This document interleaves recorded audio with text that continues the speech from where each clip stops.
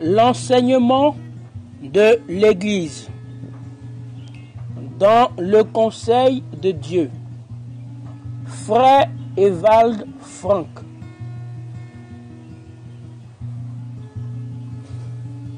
Le Nouveau Testament commence par un appel à la repentance et à la conversion. Jean-Baptiste, le précurseur de Jésus, commença sa prédication par ces mots. « Repentez-vous, car le royaume des cieux est proche. » Matthieu 3, verset 2. Jésus lui-même débuta aussi par ces paroles en annonçant l'évangile. Matthieu 14, verset 17. Ainsi, l'accent est mis sur la nécessité de la repentance. La repentance n'est pas à confondre avec la pénitence, mais c'est un regret sincère d'une vie menée à l'encontre de la volonté de Dieu. Le mot repentance est assimilé dans la plupart des cas au mot conversion. Mais la conversion est un retour à Dieu. Par la proclamation de l'Évangile, l'homme est appelé à revenir à Dieu. Il se reconnaît pécheur, regrette ses fautes et implore le pardon de Dieu. Les versets suivants nous montrent que la repentance est indispensable. Matthieu 9, verset 13. Car je ne suis pas venu pour appeler les justes, mais les pécheurs à la repentance.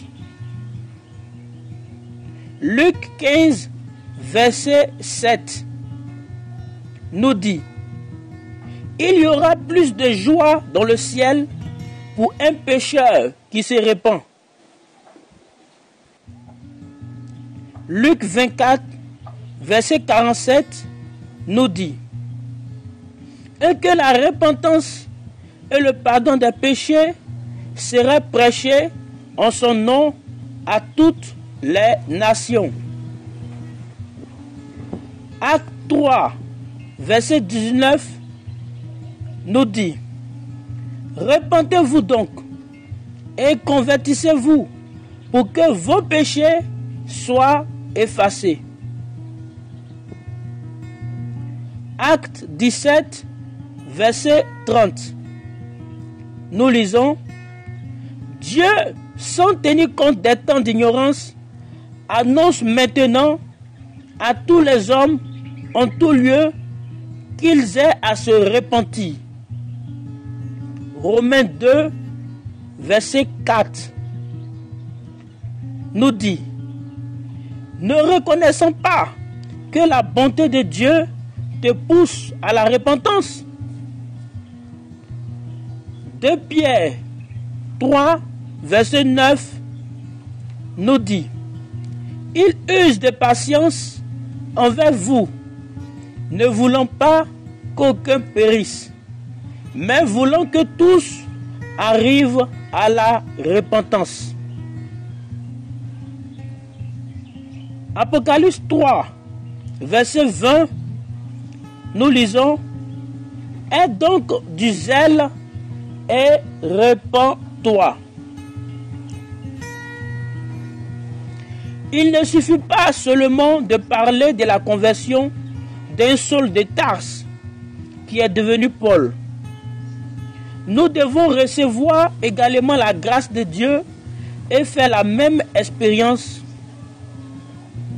Une réelle conversion mène à la nouvelle naissance, condition requise par le Seigneur Jésus pour entrer dans le royaume de Dieu.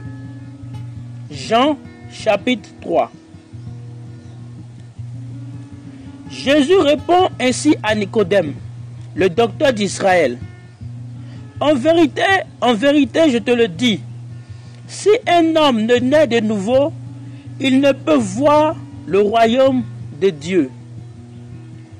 Et encore plus loin, il dit, ce qui est né de la chair est chair, et ce qui est né de l'esprit est esprit. Ne t'étonne pas que je t'ai dit, il faut que vous naissiez de nouveau. C'est là l'exigence claire et précise du Seigneur. Jésus parle de la naissance de l'esprit et l'oppose à la naissance selon la chair. De même que l'homme est engendré par la voie naturelle et que par sa naissance naturelle, il entre dans la vie terrestre naturelle, ce même homme terrestre doit être engendré par l'Esprit de Dieu et expérimenter la naissance spirituelle pour posséder la vie éternelle. Jésus-Christ emploie un exemple à la portée de tous.